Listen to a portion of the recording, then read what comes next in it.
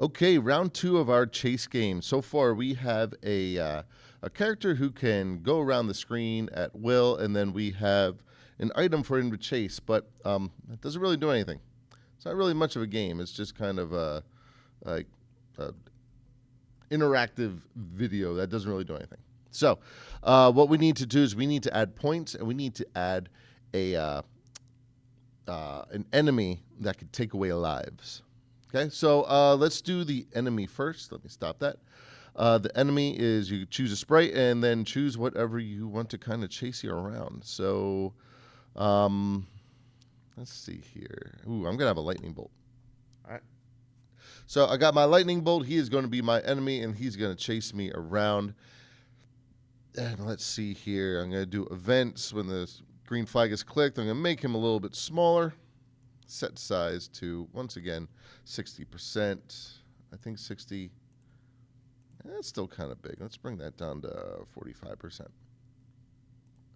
All right, yeah, that looks good. So I have my enemy at 45%, and every time I touch the enemy, I want my lives to go down, and every time I touch the egg, I want my points to go up.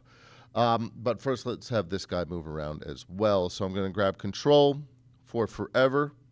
Now, last time we had glide 1 second to a random position, but there are other options here. You can have it go towards the mouse pointer, but we're not really using the mouse, so that doesn't really help us out. You could have it go towards your main character, or you could have it go towards the, this is called hatchling, because if you click on the costumes, you see, like, it could actually, kind of come out of its egg. But I'm just keeping it on egg mode. But anyway, I could have it go towards the hatchling or go towards my main character. And I think I want it to go towards my main character. I'm going to slow it down too. It's going to be 3 seconds towards the main character. So now, no matter where I go, my lightning is going to follow me. Now, 3 seconds is pretty easy. I could do like 0.5 seconds, and this thing will chase me like real quick. All right, so you can make it very difficult by making that time lower, but I like to put it at 3 to give me a chance. Maybe 2 would be good, but whatever. All right, so main character, object that I'm trying to chase, and the object that's chasing me. Now, we want to have points, and we want to have lives, and those things are numbers that can change throughout the game. Anything that changes, if you think math-wise, is a variable. So I'm going to go into variables, and there's one that says my variable. I could right-click it and rename it, but I'm actually just going to make 2 brand new ones. This one's going to be score, and I'm going to make another one called lives remaining. Okay. When you do this, sorry, I was really quick here. Make sure for all sprites is selected. Do not choose for this sprite only. That is going to mess you up down the road. Choose for all sprites. Okay. So I'm going to go into my main character. My main character is where I'm going to put most of my code just to kind of try to keep things organized. And I am going to make it so when I touch the hatchling, I get a point. Okay, so you go into events. When the green flag is clicked, control forever, and then if-then statement. Okay, so forever and if-then, it's going to be if I touch the hatchling, then my score variable will go up. So let's go into variables. First thing I want to do is I want to set my score to 0. When the green flag is clicked, I want to set the score to 0 every time so the game kind of resets.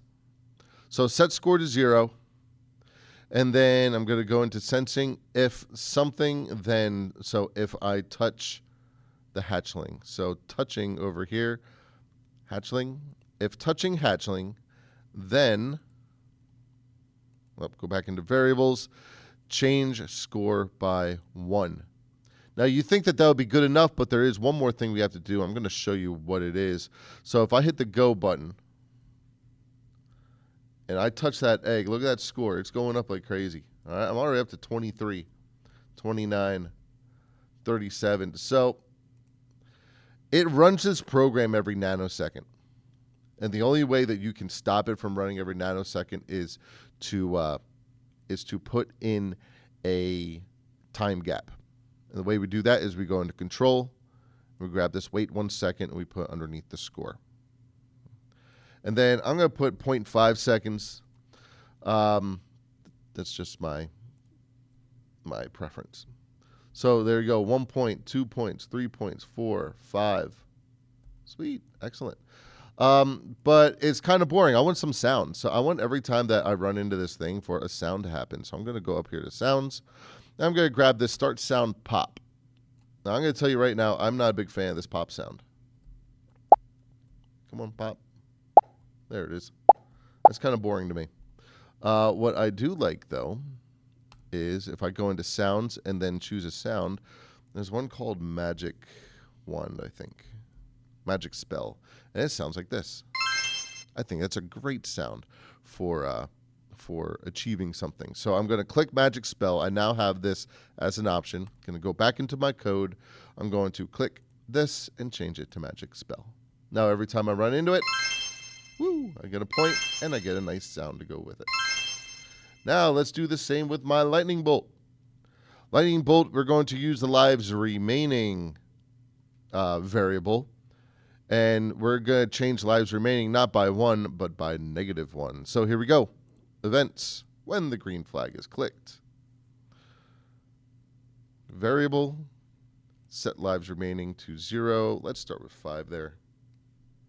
And then I'll build the rest.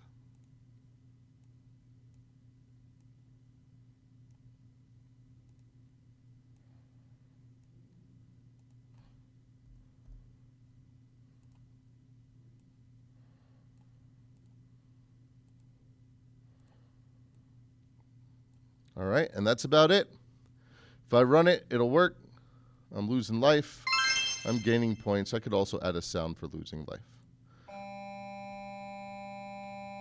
I guess that means I got to get going. I'll continue with video 3, I guess at lunchtime. Thank you very much.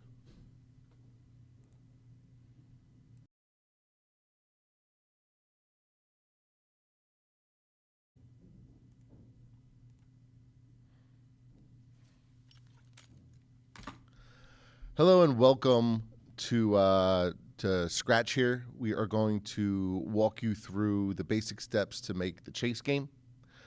In this video, we are going to make a character that can move all around the screen, and we're going to make an object for this character to chase. So if you go into Scratch, make sure you log in first. As you can see, I am logged in here. Make sure your name is up in this corner. If you don't log in, it will not save, and if it does not save, then all the progress that you make will be for nothing. So make sure you log in. Second, once you get done with that, hit create.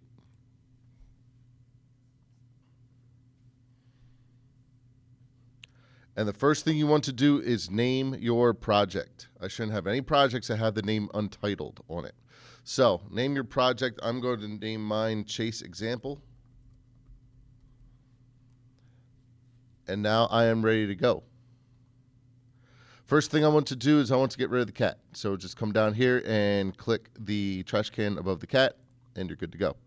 Now I want to choose a backdrop. So I'm going to choose a backdrop, and let's see. Let's go with Night City. Road? No road. Let's go with the road. So I'm going to go with Night City, and that's going to be my background. That's going to be the background of my main game. So first thing we need to do is we need to have a main character. So I need to come down here to Sprite, choose a Sprite, and click it. And I'm going to choose my main character. I'm going to choose... Where'd he go? Nano. I kind of like him. He's cool with the city because his colors kind of match the darkness of the city behind, and I think it just kind of works good. So I have my main character. He is a little bit big. So one thing I could do is I can make him smaller, either by coming in here and setting the size to something. But that doesn't really officially do it. The official way to do it is when the green flag is clicked to set his size percentage. So when the green flag is clicked, set size to 60%, and that's kind of what I'm looking at. All right. So that's 60% his original size. You could also make this bigger if you want. You can make it 200%, and he's much bigger. But I like it at 60. So I have my guy here at 60. Now I need to get him to move around. So I'm going to go to events when the green flag is clicked. Control, I'm going to bring over a forever and an if then. So forever, if then. So when the green flag is clicked for forever, if something happens, then something else will happen. So that thing that happens is I'm going to press a key to move him. So I need to go to sensing. And then down here it says when space key is pressed, I'm just going to throw that in there and make this the up arrow.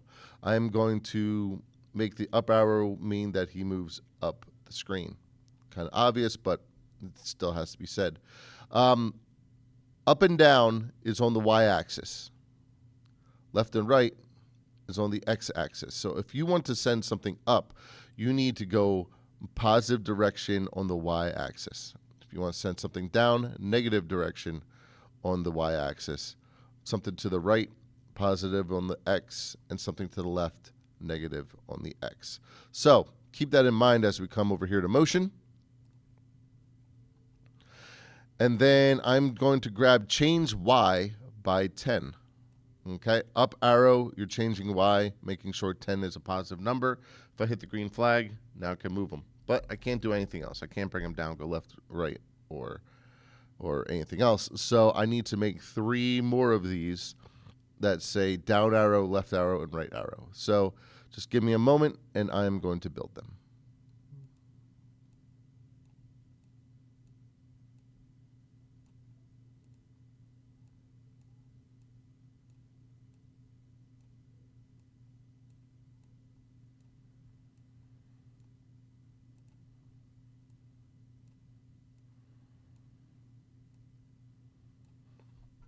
All right, so I have my up arrow. Let's make this one down. Make this one right, and this one left. And then let me just kind of organize here so they're not overlapping. Okay, so I'm going to go into motion. I'm going to grab another change Y, put it under the down, but down needs to be negative, so I need to make this a negative 10. And then right and left are both change X's. Right is positive, so that's fine. Left is negative, so this needs to be a negative 10. Now when I hit the green flag, my guy can go anywhere he wants. Okay, so that is getting a main character to move. Now we need an object for him to chase. So an object would be another sprite. So come down here to sprites, choose a sprite, and choose an object for him to chase. I want him to chase an egg. I'm choosing egg because the background and the egg are, you can see the egg very easily against the background because the egg is light and the background is dark. So that's kind of why I chose that. Once again, I'm going to change the size because that egg is a little bit big. So when the green flag is clicked and set size to, once again, 60%. There we go. That's cool. And then I want this egg to move around at randomly across the screen. So I'm going to go to control. I'm going to grab it forever, put that right underneath here, and then go to motion and glide 1 second to a random position. So now when I hit the green flag, that thing is moving pretty much wherever it wants, and I can chase it around, and that is the goal. So that's it for this time, and I'll do an enemy and lives and points next time. Thanks. All right, so it is now time for our final video in our chase game series. Right now, let's go through what we have. I have a character that can move around. I have an egg, which I'm trying to collect. And then I have a lightning bolt, which actually takes away my lives. And I just noticed I don't have a sound for the lightning bolt. So let me do that real quick. So right here I have, when touching the lightning bolt, My lives remaining will go down by 1, but there's no sound, and I kind of want to throw a sound in there. So a good sound for when you lose a life. Let's see here. Maybe. No. Nope.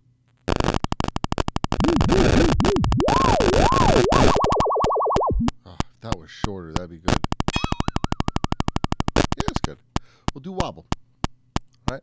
So every time that I run into the lightning bolt, I'll get a wobble sound, and now I'll know when I lose a life. Okay. Is that too terrible? Nice. Cool. All right. Now, we are going to do a splash screen, and we are going to do a game over screen.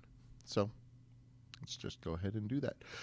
Let's do the splash screen first. So you're going to choose a backdrop, and you're going to want to choose something kind of plain. Well, in my opinion, it should be plain, but I guess in your opinion, it could be whatever you want. I'm going to choose wall number 1. Okay, I like to choose that because there's not a whole lot going on. And the first thing I'm going to do is I'm going to click over here above my backdrops button so that stage is highlighted. And when I do that, I could come up here to this backdrops and I can edit my backdrop. First thing I want to do, convert to vector. That means that if I place something in here, such as the name of my game, Chase Example, I can go back and edit it as I see fit. So first, let's make this white. And so here, nothing is selected. If it was still on bitmap, I wouldn't be able to select this and change the size, but I definitely can. And there we are. Chase Example is the name of my game. That's a terrible name for a game, but that's all right. So I'm going to put it up here, and you're going to see up here, oh, no, it's covered up. We're going to get rid of that in a second, so don't worry too much about that. So go back into the code. Now, like I said, we need to get rid of all this stuff because the splash screen is the first screen that comes up and kind of introduces you to the game, and you don't really want your pieces up there. So what I'm going to do is I'm going to click on my main character, events. When the green flag is clicked, we are going to change the look. We're going to switch the backdrop to wall 1. This is the name of my backdrop for my splash screen. Switch the backdrop wall 1. And then I'm going to hide my character. So also under looks, I'm going to scroll down a little bit where it says hide and hide. So if I hit the green flag, now my guy is gone. But I got to hide everything else. So let me do that real quick. When the green flag is clicked, we're going to hide. And once again, when the green flag is clicked, we are going to hide. Now, I could have put the hide up in here, but I just decided to make a new string of code. Whatever. It's all right.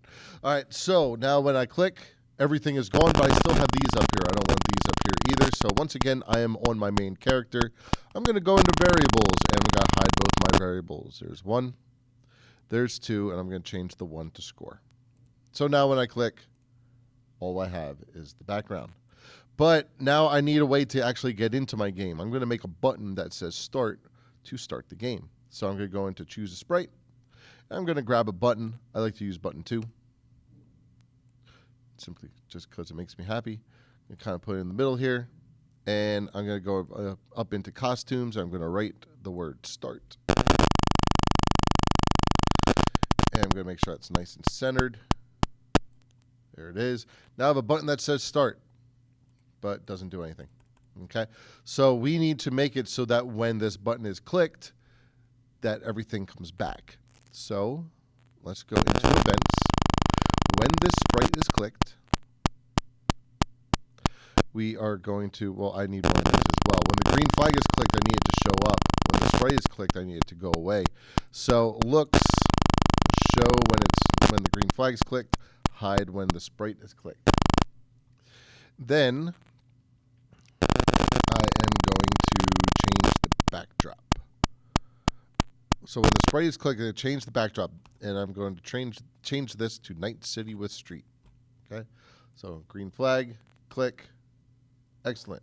Now we got to bring everything back. So I'm going to go to my main character. Events. When the backdrop switches to Night City with Street, I'm going to show it. Okay?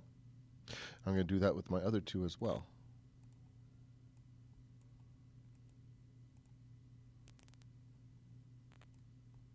And the last one.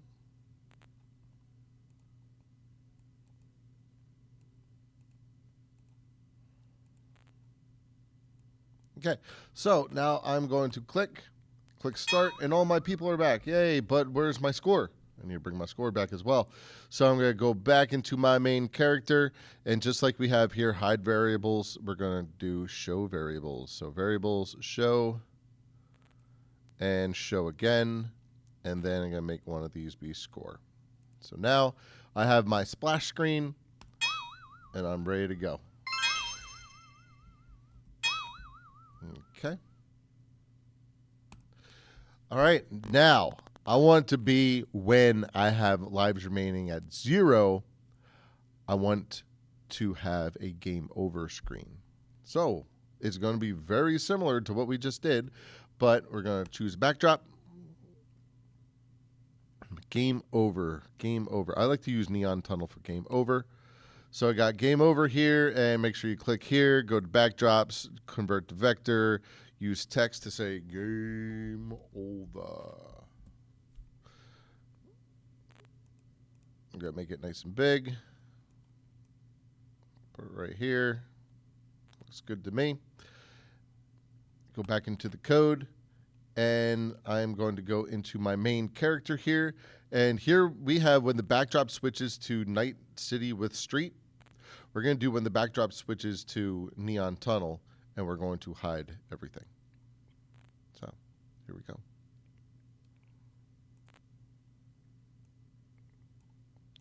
It switches to Neon Tunnel. We are going to hide, and then hide our variables as well.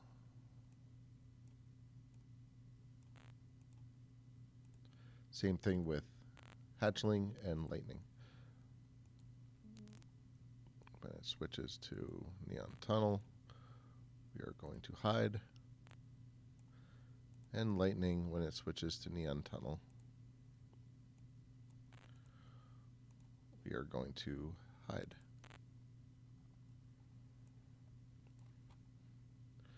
Now, we need to make it so when we hit 0 lives remaining that it actually switches over to Neon Tunnel. So once again, my main character, I'm going to do events when the green flag is clicked, a forever repeater, and if then.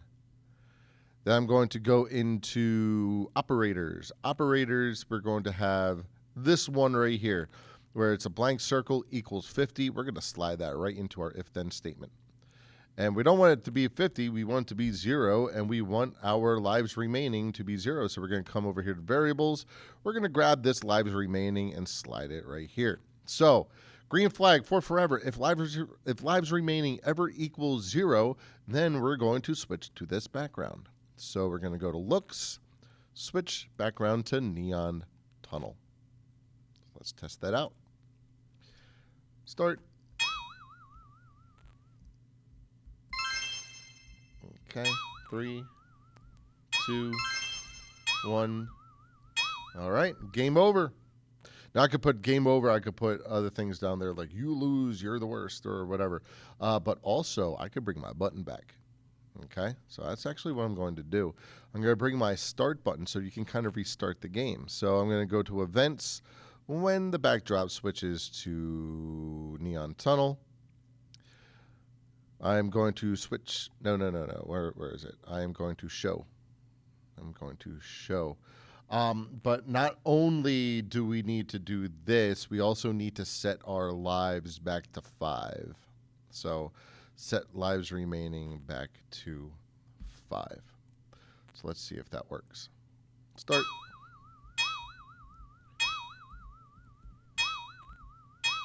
All right, game over, but my start button is here. There we go. Start all over again. So that is the basics of this project. Obviously, there's a lot more that you could do with this.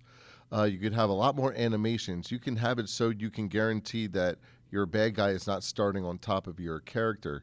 You could do a lot, but this is the absolute basics, and this is what I'm looking for your game.